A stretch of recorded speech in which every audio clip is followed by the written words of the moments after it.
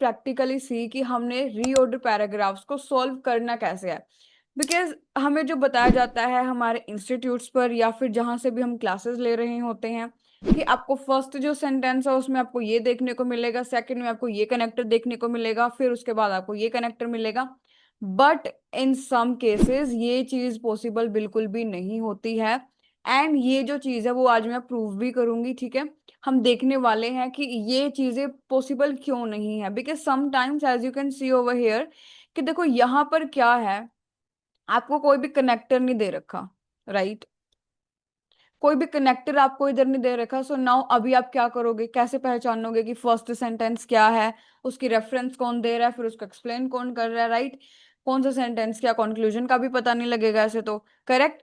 सो इसको सॉल्व करने के लिए ना सबसे पहले what you have to do, आपने सबसे पहले पता लगाना है कि जो मेन टॉपिक सेंटेंस है वो क्या है। अभी जो मेन टॉपिक सेंटेंस होता है ना, पहली चीज तो उसमें कोई भी प्रोनाउन होती नहीं है, राइट। प्रोनाउन अगर नहीं होगे दैट मीन्स वो क्या करेगा, वो ऐसा कोई यूनिक सेंटेंस होगा जो क्या कर रहा होगा, उस पर्टिकुलर टॉपिक को इंट्रोड्यूस करा रहा होगा, फाइन। तो सबसे पहले आपने क्या करना है, ये जितनी भी लाइंस गिवन है सबसे पहले इनके मीनिंग को समझ लेना है कि ये बात एक्चुअल में कर किस चीज के बारे में रही है। Such as he and his crew, which again included his son John and Robert Jewett, made their way across the Atlantic Ocean. Now यहाँ पर बात किस चीज की आ रही है, उसके और उसके क्रू के बारे में। अभी किसके, अभी हमें ये तो पता चल गया कि यहाँ पर क्या आ रहा है, प्रोनाउन आ रहा है, दैट मीन्स ये तो इधर नहीं आने वाला, फाइन। उसके बाद after skirting the southern tip of Greenland, after skirting, उसके बाद फिर से दे आ रहा है। अभी दे वंस अगेन हमें नहीं पता किसके बारे में बात हो रही है, सो ये भी नहीं हो सकता। सो ऐसे करके आपने क्या करना है, सबसे फर्स्ट जो सेंटेंस है पता लगा लेना है। अभी यहाँ पर ये वाला देखो, यहाँ पर गिवन है abroad the ship Discovery Hudson left England in April 1610। अभी यहाँ पर देखो ये जो पर्टिकुलर सेंटेंस है ना वो थोड़ी बहुत सेंस बना रहा है। बिकॉज अगेन एक तो यहाँ पर कोई भी प्रोनाउन गिवन नहीं है, ये पर्टिकुलर जो सेंटेंस है वो किसी भी अदर सेंटेंस की रेफरेंस नहीं है, बिकॉज हमने ऑलरेडी दो सेंटेंस रीड कर चुके हैं हम, राइट। सो ये क्या हो सकता है, हमारा टॉपिक सेंटेंस हो सकता है। सो इसको हम डालेंगे फर्स्ट पर। अभी इसके बाद सेकंड पर जो चीज आ सकती है, देखो अभी यहाँ पर क्या आ गया, abroad the ship Discovery Hudson left England in April 1610। कि जो हडसन है वो इंग्लैंड छोड़ देता है, कब छोड़ देते हैं, 1610 में छोड़ देते हैं वो। अभी इसके बाद, अभी फिर इसके बाद आपने क्या देखना होता है कि इस पर्टिकुलर सेंटेंस की रेफरेंस कौन दे रहा है, फिर इसको एक्सप्लेन कौन कर रहा है। एंड इन रीऑर्डर पैराग्राफ्स आपको मार्क्स मिलते हैं करेक्ट पेयर के। अभी यहाँ पर देखो इसका आपने लिंक ढूंढना है। अभी देखो यहाँ पर ये वाला ही देखो, फर्स्ट वाला that he and his crew. अभी क्या हडसन के लिए हो सकता है ही एंड हिज क्रू, डेफिनेटली हो सकता है। बिकॉज बात किस चीज की हो रही है, हडसन की बात हो रही है, कोई डिस्कवरी वो कर रहे थे, ओशियंस की बात हो रही है, राइट। डीप वाटर्स अगर कुछ होगा ऐसा, fine. He and his crew, which again included his son John and Robert Zoet, made their way across the Atlantic Ocean. अभी देखो यहाँ पर उन्होंने इंग्लैंड को क्या करा, छोड़ दिया। डेट बता दी भाई, ये पर्टिकुलर ईयर था जब उन्होंने क्या करा, इंग्लैंड को छोड़ दिया था। मतलब वो डिस्कवरी पर गए होंगे, राइट। कहाँ पर, ओशियंस वगैरह की बात आ रही है इधर, राइट। ओशियन रिवर्स, राइट, इन चीजों की बात आ रही है। सो इसमें ये हमारा हो सकता है। इसके बाद, अभी इसके बाद नेक्स्ट देखो कि आप इस पर्टिकुलर जो सेंटेंस है उसका लिंक किसके साथ जा रहा है, ठीक है। इसके बाद देखो आफ्टर स्कर्टिंग, स्कर्टिंग होता है किसी भी पर्टिकुलर लाइक चीज की एज को टच करना, ठीक है, एज को एक्सप्लोर करना। After skirting the southern tip of Greenland, Greenland की जो सदर्न टिप थी उसको टच करने के बाद, उस पर्टिकुलर जगह को एक्सप्लोर करने के बाद, ठीक है, they entered what became known as Hudson strait. फिर वो कहां पर एंटर कर लेते हैं, हडसन स्ट्रेट पर एंटर कर लेते हैं। अभी दे किस चीज के लिए आ रहा है, दे आ रहा है उसके लिए, हडसन के लिए एंड उनके क्रू मेंबर्स के लिए, राइट। सो इसलिए यहाँ पर दे आ रहा है। सो दैट मीन्स ये वाला जो सेंटेंस है वो इस वाले सेंटेंस की क्या दे रहा है, रेफरेंस दे रहा है, ये वाला सेंटेंस, राइट। यहां से हमें पता लग रहा है। अभी इसके बाद ये जो तीन सेंटेंस है वो अपने करेक्ट पेयर में आ चुके हैं, दैट मीन्स लास्ट में क्या आएगा, यही वाला आना है, करेक्ट।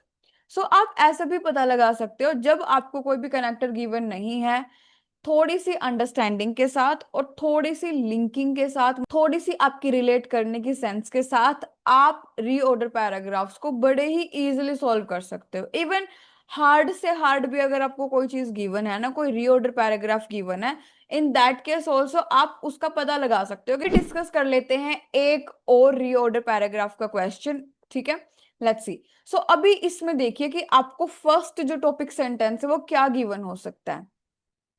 सबसे पहले गिवन है इन एडिशन। इन एडिशन कभी भी आपका टॉपिक सेंटेंस नहीं होगा, बिकॉज इन एडिशन कब आता है, जब हमने फर्दर कोई पॉइंट जो होता है वो ऐड करना होता है किसी पर्टिकुलर स्टेटमेंट का। फाइन। सो उस केस में आता है इन एडिशन। सो यहाँ पर फर्स्ट सेंटेंस तो इन एडिशन बिल्कुल भी नहीं होगा। सो यहाँ पर होगा क्या फिर, सी, यहाँ पर हमें देखने को मिल रहा है ये किस चीज के बारे में, सी टर्टल्स के बारे में, राइट। ठीक है। तो यहाँ पर हमें जो सेंटेंसेस गिवन है, a series of thin nerves run along the shell and detect pressure changes associated with touch. अभी यहाँ पर आ रही है नर्व्स की बात, ठीक है। उसके बाद इस वाले में भी नर्व्स की कुछ बात है, राइट। सो ये हो सकता है मे बी। उसके बाद आ रहा है the bony shell of a sea turtle can actually sense when something touches it. अभी अकॉर्डिंग टू मी यहाँ पर जो चीज टॉपिक सेंटेंस हो सकती है, that would be this sentence, the bony shell of a sea turtle can actually sense when something touches it. Fine. अभी यहाँ पर बात किस चीज की आ रही है, इधर बात आ रही है शेल की, ठीक है। हमने फर्स्ट वाला जो सेंटेंस है उसका हमने पता लगा लिया। क्यों लगा लिया, बिकॉज एक तो यहाँ पर कोई भी अगेन प्रोनाउन नहीं है। उसके बाद इसमें ये पर्टिकुलर जो सेंटेंस है ना वो किसी दूसरे सेंटेंस को रेफर नहीं कर रहा, ठीक है, रेफरेंस नहीं गिवन है इसमें। ये अपने आप में क्या है, इंडिपेंडेंट सेंटेंस है। सो हम इसको बोल सकते हैं, इसका मीनिंग क्लियर है, दैट मीन्स ये किसी दूसरे सेंटेंस को रेफर नहीं कर रहा है, राइट। सारे जो सेंटेंसेस हैं वो इससे रिलेटेड हो सकते हैं, बट ये किसी से रिलेटेड नहीं है। फाइन। नाउ अभी इसके बाद जो चीज आ सकती है, देखो, the bony shell of sea turtle can actually sense when something touches it.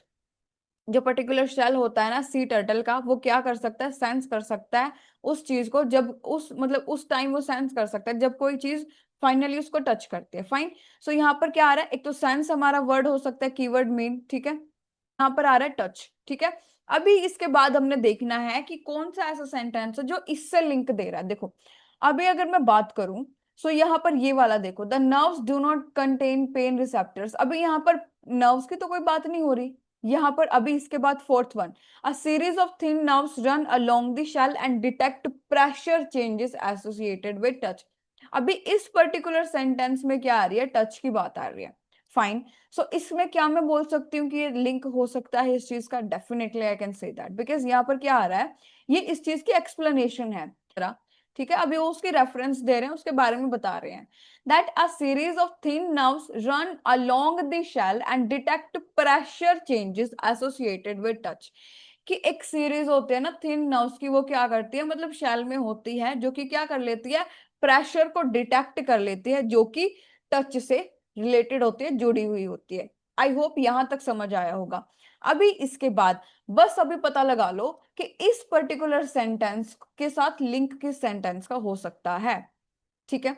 तो अब यहाँ पर देखो, रिसर्चर्स की बात आ रही है, स्कूबा डाइवर्स की बात आ रही है, क्या इन दो सेंटेंसेस में कहीं भी ये बात है, कहीं भी ये बात नहीं है, डेफिनेटली नहीं है, ठीक है। सो यहाँ पर बचा क्या हमारे पास, third one, C, the nerves do not contain pain receptors. की जो नर्व्स होते हैं ना उनमें कोई पेन रिसेप्टर्स नहीं होता जिसकी हेल्प से उनको पेन फील हो, ऐसा कुछ होता ही नहीं है उनके शेल में, right. But these thin nerves could transmit information to other parts of the sea turtle body। But ये जो चीज होती है ना वो क्या कर सकती है, इंफॉर्मेशन को ट्रांसमिट कर सकती है, मतलब इंफॉर्मेशन को पहुंचा सकते हैं। पेन तो उनको कोई फील नहीं होगा, बट दूसरी बॉडी पार्ट्स तक वो क्या कर सकती है, इंफॉर्मेशन को ट्रांसमिट करेगी, पहुंचा देगी। Fine. This is the thing.